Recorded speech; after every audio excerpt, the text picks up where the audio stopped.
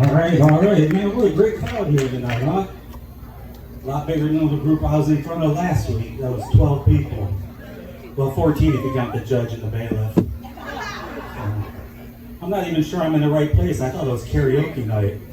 I came prepared. Sweet Caroline. All right, you guys understood the assignment. I love it. Love it. I almost didn't make it here tonight. I was running late. I got tied up binge watching Friends on HBO again for some reason. Yeah. And during Friends, a commercial for Hennessy came on. Think about this. During Friends, a Hennessy commercial. That'd be like a Busch Light commercial coming on during Martin or Living Single. I'm a little bit off my game. I just came off being sick. It's funny, I only get sick Monday through Friday. I think I have a weekend immune system. Went out and I don't know why, I shaved and I got a haircut and I paid $80 to have my chest waxed. That was a huge ripoff.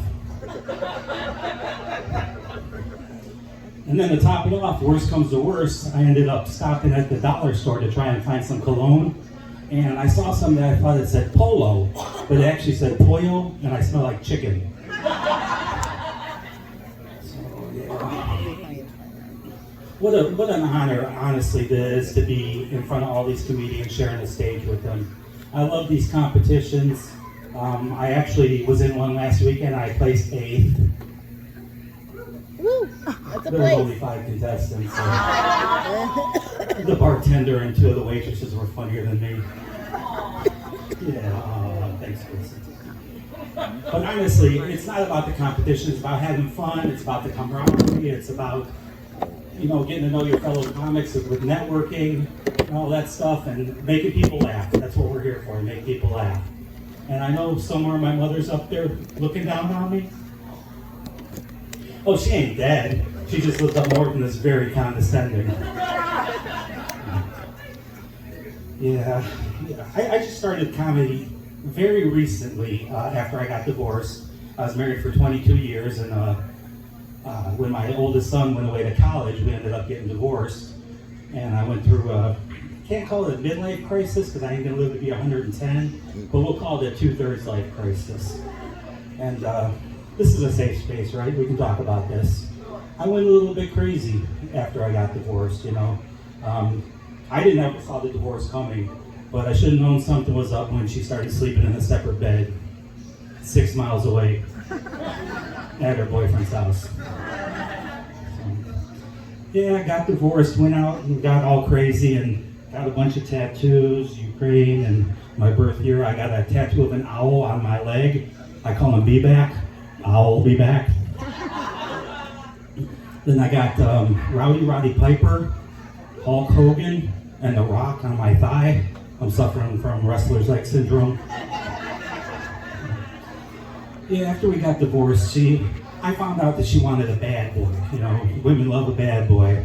And that wasn't me, man. I was just plain old, boring Kenny. I never broke the rules.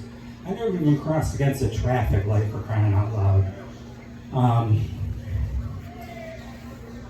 Divorce changes you, I never tore the tags off the mattresses. Now, I'm banned from the original Mattress Factory. I always drove with my hands at 10 and 2, right? Now, oh yeah, they see me rolling. They hate me. Trying to catch me riding dirty, right? So, one thing I did do for myself, I bought myself an awesome Jeep. To make myself feel better. When I was leaving, they were trying to sell me satellite radio for $25 a month. I was like, are you serious?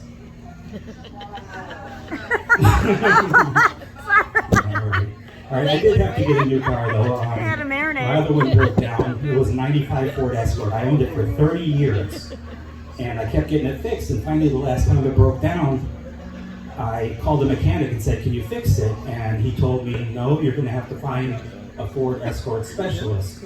So I looked on the Googles under escort services. Yeah, that girl was no help whatsoever. Well, not with that anyway. Best $300 I ever spent. I am Westside Ken. Thanks for your time.